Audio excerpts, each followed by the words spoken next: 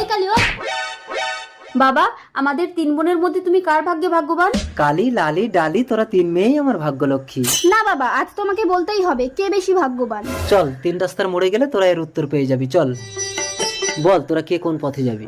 এই হলো 3 রাস্তার মোড়। এই পথে গেলে প্রচুর টাকা পাবি, তোদের সারা জীবনের অভাব মিটে যাবে। এই পথে গেলে একটা পরশ পাথর পাবি, যাকে সহজ সরল মনে স্পর্শ করে যা চাইবি তাই পাবি। আর এই পথে গেলে একটা অন্ধকে পাবি, যে আগে ওই টাকা আর পাথরের মালিক ছিল, এখন সবকিছু হারিয়েছে ভিখারি। বাবা, আমি এই পথে যাব, অনেক টাকা পেলে আমার সারা জীবনের চাহিদা মিটে যাবে।